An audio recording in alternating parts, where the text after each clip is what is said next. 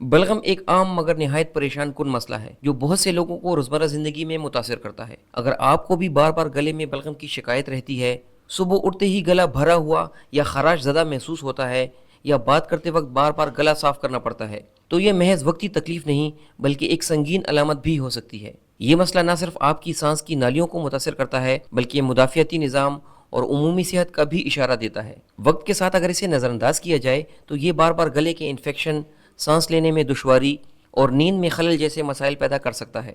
बलगम आखिर बनता क्यों है, ये सवाल अक्सर जहन में आता है। आमतौर पर बलगम जिस्म का कुदरती दिफाई निज़ाम होता है जो जरासीम, गर्द या एलर्जी जैसे अनासर के खिलाफ हिफाजती दीवार का काम करता है, लेकिन जब ये ज़्यादा मिकदार में बनने लगे तो ये खुद एक मसला बन जाता है। बलगम की 3 बड़ी वजूहात हो सकती हैं। एक एलर्जी या माहौलियाती आलूदगी, दूसरा वायरल या बैक्टीरिया की वजह से होने वाली इन्फेक्शन, और तीसरा ग़िज़ाई आदात और तर्ज ज़िंदगी जैसे ठंडी या चिकनी चीज़ों का ज़्यादा इस्तेमाल। इसके साइंसी तजज़िये से पता चलता है कि जब जिस्म में कोई बैरूनी हमला होता है तो बलगम के गुदूद ज़्यादा मिकदार में रतूबत पैदा करते हैं ताकि नुकसानदेह ज़रात को बाहर निकाला जा सके। लेकिन अगर जिस्म का मुदाफ़ियाती निज़ाम कमज़ोर हो या हम बार बार ऐसी ग़िज़ाएँ इस्तेमाल करें जो बलगम को बढ़ाती हैं तो ये मसला मुस्तकिल नौयत इख्तियार कर लेता है। अब सवाल ये है कि इसका हल क्या है। अच्छी खबर ये है कि इस मसले का हल सिर्फ दवाओं में नहीं बल्कि कुदरती और घरेलू तरीक़ों में भी मौजूद है, जैसे कि नीम पानी से गरारे, भाप लेना, हल्दी वाला शहद और अदरक का इस्तेमाल या सादा ग़िज़ा का इंतखाब। ये सब तरीके न सिर्फ बलगम को कम करते हैं बल्कि गले को राहत देते हैं और मुदाफ़ियाती निज़ाम को भी मजबूत बनाते हैं। दिलचस्प बात यह है कि ये इलाज नहायत सादा, आजमूदा और मौसर हैं और कई डॉक्टर्स भी इन्हें तजवीज़ करते हैं। अगर आप चाहते हैं कि आपका गला साफ रहे, आवाज़ साफ और खनकती हुई हो और सांस लेने में हल्कापन महसूस हो, तो इन कुदरती तरीकों को अपनी रोज़मर्रा की ज़िंदगी में शामिल करें। बलगम से निजात सिर्फ मुमकिन ही नहीं बल्कि आसान भी है, बशर्ते कि हम इसकी असल वजूहात को समझकर इनका हल अपनाएं। तो चलिए जानते हैं बलगम की 3 बुनियादी वजूहात और उसके आसान हल के बारे में। पहली वजह, मैदे की खराबी। अक्सर लोग जब गले में बलगम या खराश का मसला महसूस करते हैं तो वो समझते हैं कि ये सिर्फ गले का मसला है और इसके लिए वो बार बार गले के शरबत, एंटीबायोटिक या बलगम कम करने वाली अदवियात का इस्तेमाल करते रहते हैं। ताहम हकीकत ये है कि इस मसले की जड़ गले में नहीं बल्कि मैदे और ग़िज़ाई नाली में होती है। ये हालत गैस्ट्रोएसोफेजियल रिफ्लक्स बीमारी यानी गर्ड कहलाती है, जिसमें खाने के बाद मैदे में पैदा होने वाला तेज़ाब उल्टा बहाव इख्तियार करते हुए ऊपर की तरफ आ जाता है और गले तक पहुंच जाता है। ये उस वक्त होता है जब मैदा कमज़ोर हो या इसका वॉल्व जो कि लोअर एसोफेजियल स्फिंक्टर कहलाता है सही तरीके से बंद ना हो। इसकी वजह से खाने के बाद तेज़ाब ऊपर चढ़ने लगता है जो गले की हसास झिल्ली को मुतासिर करता है। नतीजतन गले में मुसलसल खराश, बार बार बलगम का बनना, खांसी या गले की क्लियरिंग की आदत, बदबूदार डकार और सीने में जलन जैसे मसाइल पैदा होते हैं। आमतौर पर लोग समझते हैं कि तेज़ाब की शिकायत तेज़ाब की ज़्यादती की वजह से होती है, लेकिन हकीकत ये है कि ज़्यादा केसेस में मसला मैदे में तेज़ाब की कमी की वजह से होता है। जब मैदा मुनासिब मिकदार में हाइड्रोक्लोरिक एसिड नहीं बनाता तो खुराक अच्छी तरह हजम नहीं हो पाती, जिससे गैस, तेज़ाब का रिफ्लेक्स और बलगम बनता है। ज़्यादातर डॉक्टर्स इस मसले के लिए एंटी एसिड्स या प्रोटॉन पंप इनहिबिटर्स तजवीज़ करते हैं, जैसे ओमेप्राज़ोल या पेंटाप्रोज़ोल वगैरह। ये दवाएं वक्ती सुकून तो देती हैं लेकिन असल मसला यानी मैदे की कमज़ोरी को ख़त्म नहीं करती।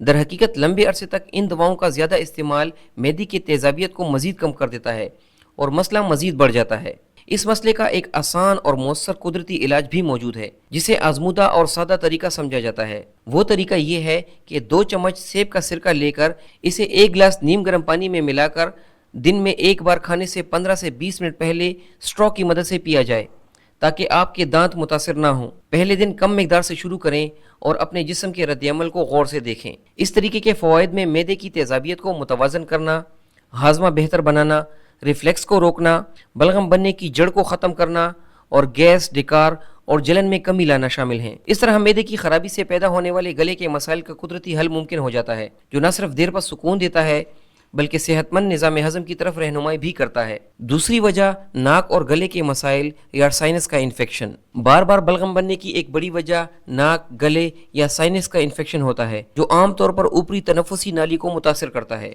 ये इन्फेक्शन वायरस, बैक्टीरिया या कभी कभार फंगस की वजह से हो सकता है। इसकी अलामात में नाक बंद या बहना, गले में खराश, पेशानी या आंखों के आसपास दर्द, बलगम के रंग में तब्दीली, सांस की बदबू और नज़ला जो गले के पीछे बहता है शामिल हैं। بلغم کا رنگ اس کے ماخذ کی نشانی کرتا ہے، جہاں پیلا یا سبز بلغم عموماً بیکٹیریا کی موجودگی کی علامت ہوتا ہے، جبکہ شفاف یا سفید بلغم زیادہ تر وائرل انفیکشن کی طرف اشارہ کرتا ہے۔ یہ علامات سردی، فلو، سائنوسائٹس یا الرجی کی صورت میں بھی ظاہر ہو سکتی ہیں۔ ان انفیکشنز کے علاج کے لیے گھریلو طریقے بہت مؤثر ہوتے ہیں، جن میں سب سے عام نمکین پانی سے ناک کی صفائی ہے۔ نمکین پانی ناک کی سوجی ہوئی جھلیوں کو سکون دیتا ہے، بلغم کو نرم کر کے نکالتا ہے اور بیکٹیریا، وائرل ذرات اور الرجی کے محرکات کو باہر نکالنے میں مدد دیتا ہے۔ نمکین پانی بنانے کے لیے ابالا ہوا پانی، نمک اور بیکنگ سوڈا ملا کر سرنج یا نوزل بوتل سے ناک میں داخل کیا جاتا ہے تاکہ مائع دوسرے سوراخ سے باہر نکل جائے۔ یہ طریقہ دن میں 1 یا 2 بار کیا جا سکتا ہے اور خاص طور پر پوسٹ نیزل ڈرپ کے مریضوں کے لیے انتہائی فائدہ مند ہے۔ اگر گلے میں خراش یا سوجن ہو، اضافی تدابیر میں بھاپ لینا، ناک اور گلے کو خشک ہونے سے بچانا، پانی اور نیم گرم مشروبات کا استعمال بڑھانا شامل ہیں۔ اس کے برعکس دودھ، چینی اور ٹھنڈی اشیاء سے پرہیز کرنا چاہیے کیونکہ یہ بلغم کو بڑھا سکتی ہیں۔ اگر بلغم کا رنگ پیلا یا سبز ہو رہا ہے یا بار بار ناک بند ہونے سے سر میں درد یا سانس لینے میں دشواری ہو رہی ہے تو یہ ناک یا سائنس کے انفیکشنز کی علامت ہو سکتی ہے۔ اس صورت میں ادویات کے بغیر گھریلو طریقوں سے بھی مؤثر علاج ممکن ہے، بشرطیہ کہ انہیں صحیح طریقے سے مستقل مزاجی سے اپنایا جائے۔ اس طرح انفیکشن کو کنٹرول کیا جا سکتا ہے اور بلغم کے مسائل سے بآسانی نجات حاصل کی جا سکتی ہے۔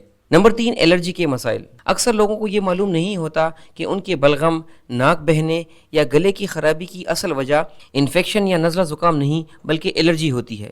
الرجی جسم کے ایک مدافعتی نظام کی ایک اوور ریئیکشن ہے جو ان چیزوں کے خلاف ہوتی ہے جو عام طور پر نقصان دہ نہیں ہوتی۔ جب جسم میں الرجی ہوتی ہے تو وہ ہسٹامین نامی کیمیکل خارج کرتا ہے جس کی وجہ سے بلغم بنتا ہے، ناک بہنے یا بند ہونے لگتی ہے، آنکھوں میں پانی آتا ہے، گلے کی خراش یا کھجلی ہوتی ہے اور مسلسل چھینکیں آتی ہیں، سانس لینے میں رکاوٹ محسوس ہوتی ہے، اور یہ تمام علامات وائرل یا بیکٹیریل انفیکشن سے مختلف ہوتی ہیں کیونکہ ان کا تعلق الرجی سے ہوتا ہے۔ الرجی پیدا کرنے والے عوامل یا الرجیز کئی قسم کے ہوتے ہیں۔ ماحول سے پولن جو درختوں اور گھاس کے زرد ذرات ہوتے ہیں، دھول یا مٹی خاص کر پرانے کپڑوں، بستروں یا قالین میں، جانوروں کے بال خاص طور پر بلی یا کتے کے بال، اور کچھ خوشبوئیں یا کیمیکل سپرے جیسے پرفیومز، کلینرز یا ایئر فریشنرز، یہ تمام چیزیں الرجی کا باعث بن سکتی ہیں۔ خوراک کے حوالے سے دودھ یا ڈیری مصنوعات کی الرجی، گندم کی الرجی، خشک میوہ جات، انڈا، مچھلی اور مصنوعی رنگ کے فلیورز بھی الرجی کا باعث بن سکتے ہیں۔ الرجی کی علامات کو پہچاننا بہت ضروری ہے تاکہ ان کا مناسب علاج کیا جا سکے۔ عام علامات میں صبح سویرے ناک کا بند ہونا، گلے میں مسلسل خراش یا بلغم، آنکھوں میں جلن یا سوجن، بار بار گلے کی صفائی یا کلیئرنگ تھروٹ کی عادت اور عام دواؤں کا اثر نہ ہونا شامل ہیں۔ اگر یہ علامات موجود ہیں اور دوائیں اثر نہ کریں تو امکان ہے آپ کو الرجی کا مسئلہ ہو۔ الرجی کے اس مسئلے کو سمجھ کر اس کے ماخذ یعنی الرجی سے بچاؤ اور مناسب حکمت عملی اختیار کرنا انتہائی ضروری ہے تاکہ بلغم، ناک کی بندش اور گلے کی خراش سے نجات حاصل کی جا سکے۔ اس کے علاوہ قدرتی طریقے اور دواؤں کا استعمال دونوں طرح کے علاج سے الرجی کے اثرات کو کم کیا جا سکتا ہے تاکہ روزمرہ زندگی میں آسانی اور سکون برقرار رہے۔ اب بات کرتے ہیں اگر الرجی کی وجہ سے آپ کو بلغم کے مسائل ہوں تو اس کا حل کیا ہے۔ بلغم، گلے کی خراش اور سانس کے مسائل کی ایک عام مگر اکثر نظر انداز کی جانے والی وجہ الرجی ہے۔ اس مسئلے کا مؤثر اور سادہ حل بنیادی طور پر الرجی پیدا کرنے والے عناصر سے بچاؤ میں پوشیدہ ہے۔ جہاں ممکن ہو اس چیز سے مکمل پرہیز کرنا ضروری ہے جس سے آپ کو الرجی ہو۔ گھر میں ہیپا فلٹر والا ایئر پیوریفائر استعمال کرنے سے ہوا صاف رہتی ہے اور دھول یا مٹی کے ماحول میں ماسک پہننا بھی فائدہ مند ہوتا ہے۔ کپڑوں، بیڈ شیٹ اور پردوں کو باقاعدگی سے دھونا چاہیے تاکہ الرجی پیدا کرنے والے ذرات کم ہوں۔ خوراک میں تبدیلی بھی بہت اہم ہے۔ چند دنوں کے لیے ڈیری مصنوعات یا گلوٹن کا استعمال بند کر کے دیکھا جا سکتا ہے کہ کیا بلغم میں کمی آتی ہے یا نہیں۔ اینٹی الرجی غذا جیسے ہلدی، ادرک، شہد اور لہسن کا استعمال بڑھانا چاہیے، جبکہ پروسیسڈ فوڈز، چینی اور ٹھنڈی مشروبات سے پرہیز کرنا چاہیے۔ اس کے علاوہ مدافعتی نظام کو مضبوط بنانے کے لیے انٹرمیٹنٹ فاسٹنگ کا طریقہ اپنانا انتہائی فائدہ مند ہوتا ہے، جس میں روزانہ 16 گھنٹے روزہ رکھا جاتا ہے اور 8 گھنٹے کھانے کا وقت دیا جاتا ہے۔ اس سے جسم کا مدافعتی نظام مضبوط ہوتا ہے اور سوزش کم ہوتی ہے۔ وٹامن سی، ڈی، زنک اور پرو بایوٹکس کا استعمال بھی مدافعتی نظام کو مضبوط بناتا ہے۔ जड़ी बूटियों और कुदरती तरीकों का इस्तेमाल भी बलगम और एलर्जी के मसाइल में मददगार साबित होता है। जिन लोगों को बलगम और एलर्जीज के मसाइल हों, अगर वो लोग बाकायदगी से भाप लें तो इन्हें बहुत फ़ायदा मिलता है। ये सब तरीके कुदरती तौर पर बलगम को कम करने में मदद देते हैं। सबसे अहम बात यह है कि तंबाकू नोशी से मुकम्मल परहेज़ किया जाए, क्योंकि सिगरेट, शीशा या वेप सब एलर्जी और बलगम को बदतर करते हैं, हत्ता कि इनके धुएं से दूसरों को भी नुकसान पहुंचता है। अगर आप सिर्फ अद्वियात इस्तेमाल कर रहे हैं मगर बलगम बार बार फिर भी बन रही है, तो इसका मतलब है कि आपने अपनी एलर्जी की पहचान नहीं की। इस मसले को समझकर मुनासिब तदाबीर अपनाने से आप अपने गले, नाक और सांस की नालियों को सेहतमंद रख सकते हैं और अपनी ज़िंदगी को आसान बना सकते हैं। उम्मीद है हमारी आज की वीडियो आप लोगों को पसंद आई होगी। हमारी वीडियो को लाइक करें और इसे ज़्यादा से ज़्यादा शेयर करें। अल्लाह हाफिज़।